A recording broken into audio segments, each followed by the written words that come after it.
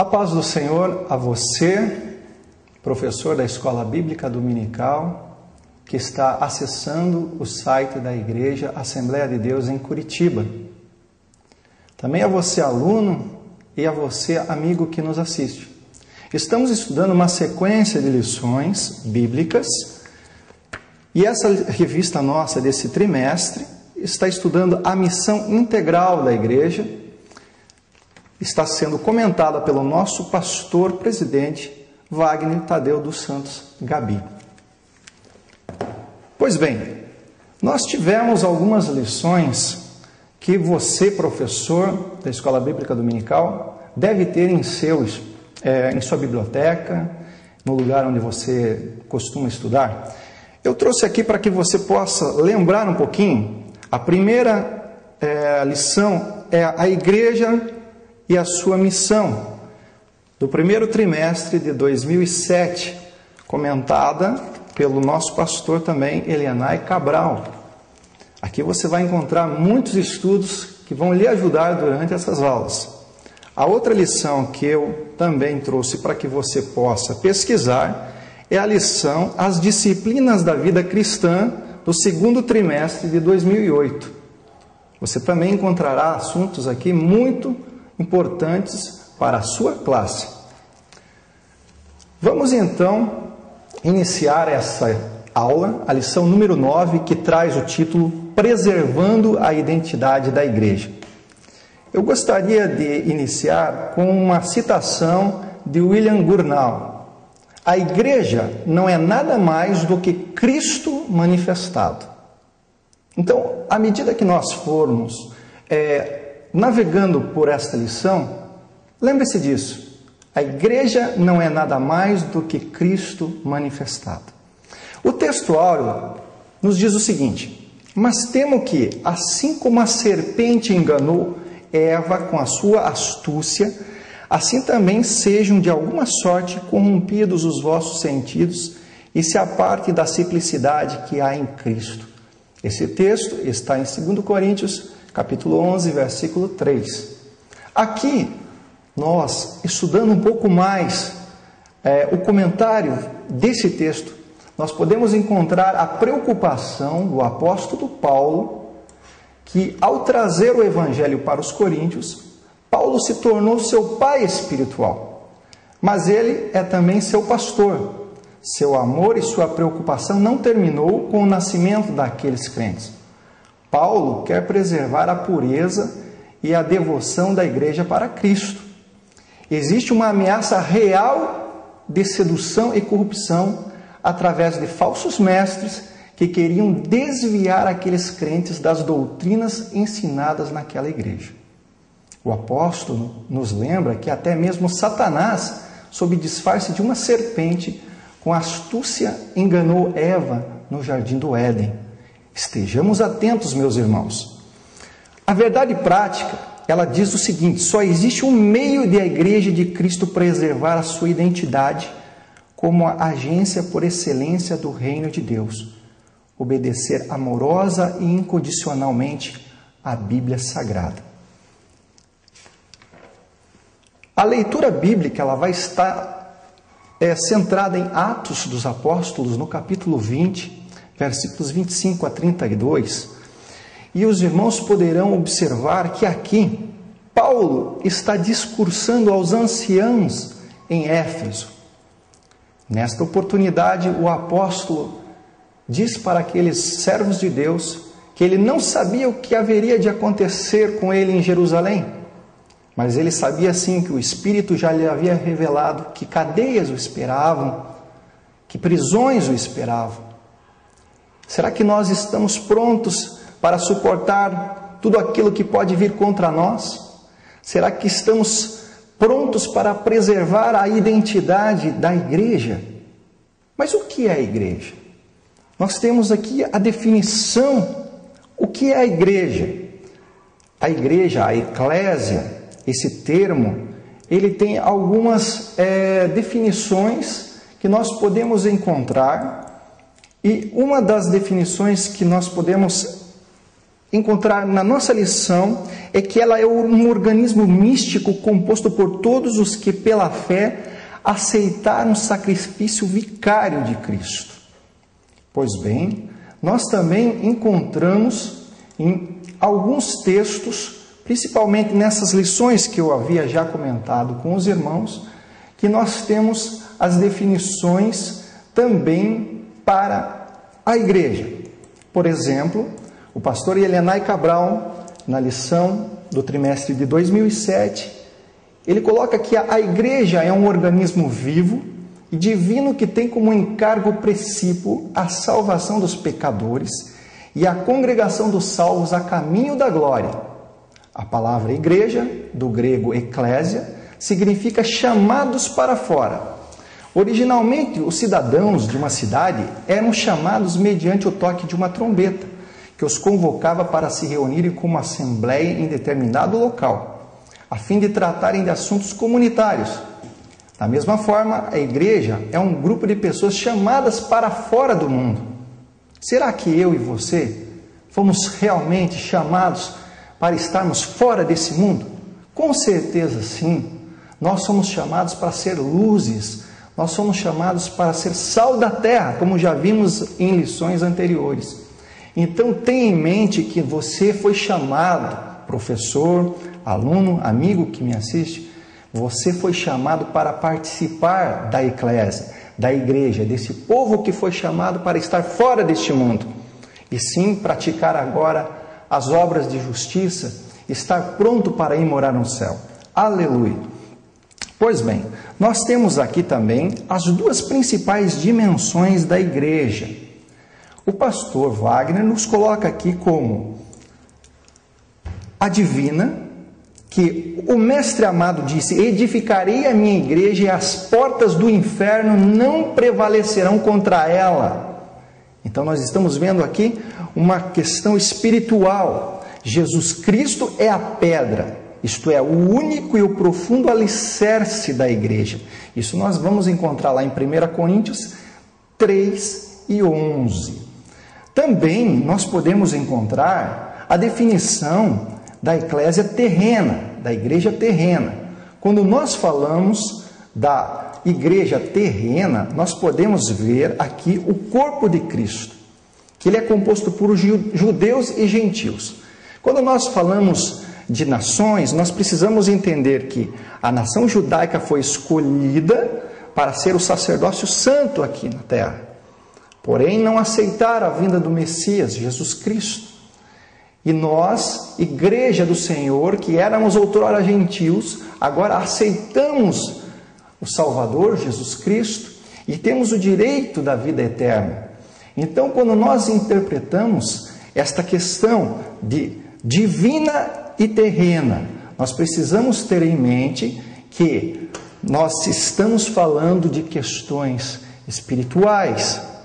Estamos falando também da comunhão entre os irmãos que estão dentro da igreja local e dentro de uma igreja universal. A igreja local é onde nós congregamos, é onde nós crescemos espiritualmente, é onde nós aprendemos a perdoar, é onde você, professor, está lecionando e você já deveria estar feliz porque você foi escolhido por Deus para estar à frente destas pessoas, discipulando-as para entrarem no céu. Então você foi escolhido para trazer coisas boas, riquezas para os seus alunos. Então nós temos a composição da igreja universal, onde teremos todos os povos reunidos, aqueles que aceitaram a Jesus Cristo, aqueles que confessaram o seu nome. E também a igreja local, onde você e eu congregamos, onde aprendemos a ser cristãos de verdade, a sermos parecidos com Cristo. Pois bem, também temos aqui a questão da identidade. O que é a identidade da igreja?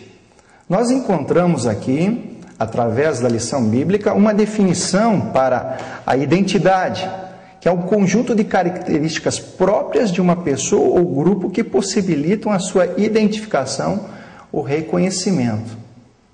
Na realidade, a identidade é o que você nasceu para ser. Você foi chamado, tirado para fora deste mundo. Você agora é parecido com Cristo. Você é um cristão. Tenha em mente isso. Você agora tem uma identidade. E você precisa preservar como este corpo místico. Você está inserido no corpo místico, onde Cristo é a cabeça e você é um dos membros. Agora você pode fazer algo para a igreja. Você pode trabalhar em todas as obras que ela tem a sua necessidade. Pode trabalhar no serviço social, pode trabalhar também na educação cristã. Eu sempre costumo dizer que a igreja é o único lugar do mundo onde você sempre vai encontrar aquela placa dizendo: há vagas. Na igreja, há vagas, sempre há vagas.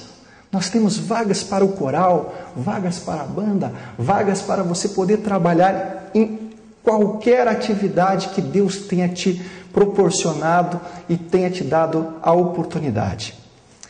Vamos então aqui à preservação dessa identidade.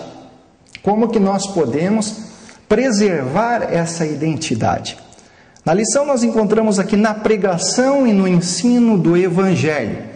A Igreja do Senhor tem uma missão a cumprir neste mundo: anunciar a palavra de Deus, viver de acordo com os mandamentos de Jesus Cristo e ensinar a toda a criatura a palavra de Deus. Não esqueçamos que Jesus nos deu autoridade e poder para que nós possamos cumprir a sua ordem: ide por todo o mundo, pregai o Evangelho a toda a criatura. Isto você vai encontrar em Marcos, capítulo 16, versículo 15. A igreja, como corpo de Cristo, revestida de poder e autoridade espiritual, dada por Ele, pode e deve influenciar todos os aspectos da vida nessa terra. Como que você vai fazer isso? É fácil. Você vai começar pelo seu próprio coração. Tem você já Jesus Cristo no seu coração? Você já o aceitou como Senhor e Salvador? É importante que você, professor, sempre faça essa pergunta na sala de aula. A você, pregador, sempre faça o convite ao final da sua pregação. Precisamos convidar as pessoas a aceitar a Jesus, porque muitas pessoas ainda não ouviram falar, e nós precisamos chegar até os confins desta terra. Meus amados, então começamos pelo nosso próprio coração.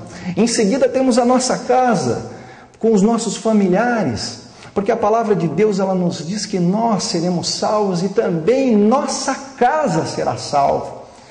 Nós temos também no nosso trabalho pessoas que amamos, em sua vizinhança, entre seus amigos e assim por diante.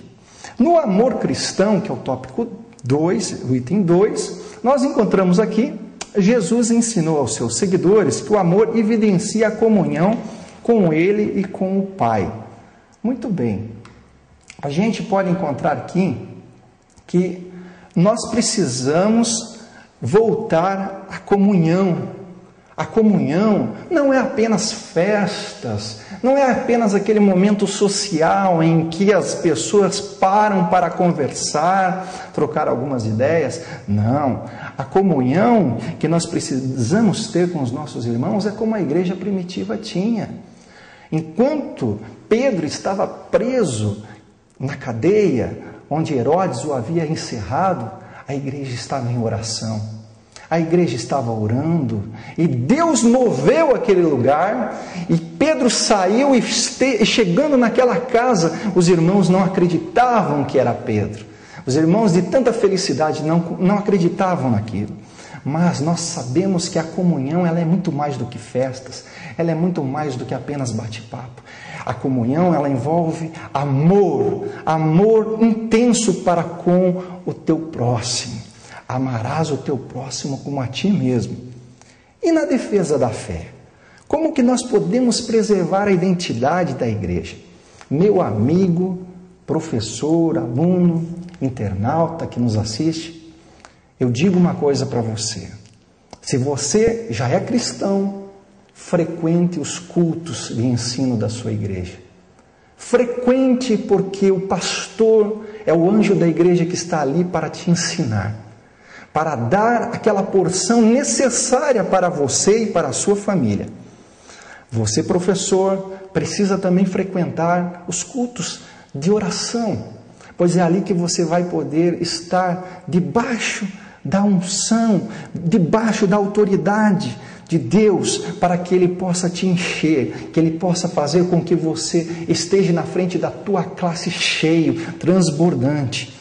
Aí sim você terá condições de defender a sua fé. Aqui no texto nós encontramos que cada crente deve preservar a doutrina de Cristo, lutando contra as várias distorções e heresias que surgem a cada dia. Nós estamos vendo aí quanta coisa errada acontecendo e muita gente calada. Não podemos ficar calados. João Batista acusava Herodes por estar fazendo algo errado.